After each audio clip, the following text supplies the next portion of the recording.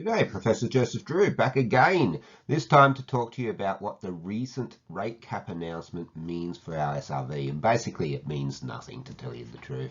But I just wanted to clarify any misunderstandings that might be out there. So hang on and find out all the detail. So if you watch my other videos, you know that every year the Independent Pricing and Regulatory Tribunal announces a rate cap, and that's the maximum amount by which the local government can increase their total tax take by. Now, for the next financial year, it's going to be 3.70%. We don't know when these announcements are going to be made. It came early this year and took us by surprise. In our fact sheets we sent out, we actually put in 2.50% as the assumed rate cap, because that's what IPART and OLG tells us to do. It's entirely reasonable to do it. We didn't know this one was coming up. It does change those tables ever so slightly. It actually makes things look less bad than what our fact sheets do.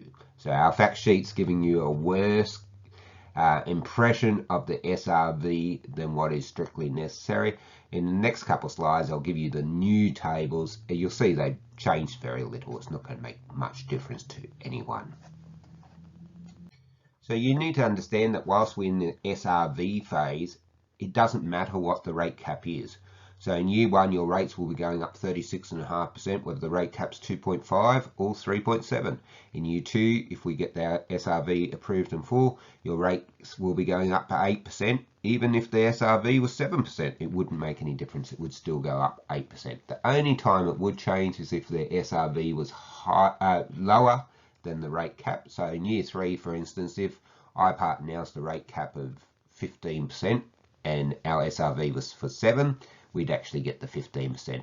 But practically speaking, the chances of the rate cap impacting on your SRV at all is pretty darn minuscule.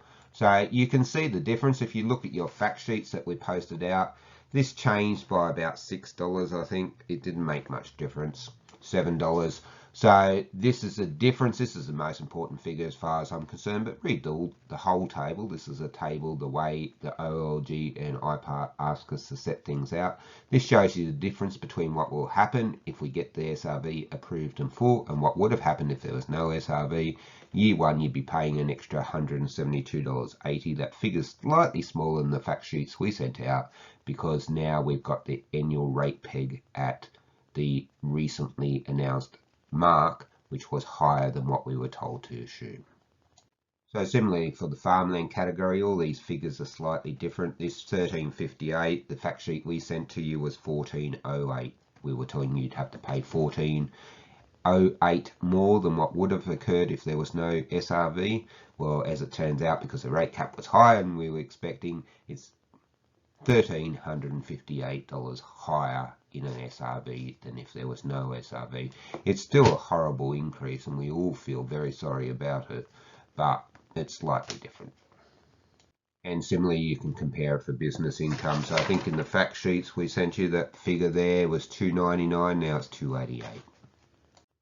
And similarly for the total tax take, so we were telling you on the fact sheet that we'd be pulling in an extra $1.256 million.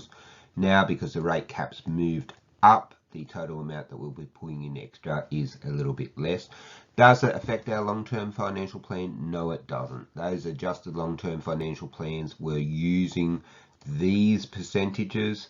They were not using the assumed rate cap, so it doesn't affect anything. We don't need to ask for any extra money above what we've already asked for in the fact sheet. So long and the short of it is, look, the rate cap announcement took us by surprise. It was early, it was slightly different. It's changed those tables, but not in a meaningful way that's actually really going to make any difference to your life, and it hasn't changed any of our long-term financial plans or any of our financial sustainability objectives. Look, I hope this video is helpful. If you want to find out other things about local governments, I've got heaps of videos on my YouTube channel, Professor Joseph Drew. Feel free to look it up. Give me the thumbs up if you like the video. Subscribe if you really like videos. And you can always post me a comment or a question on my YouTube channel, or talk to me after the community presentations, which I'll be doing shortly. I hope to see you all there. Thank you very much for your time. Goodbye.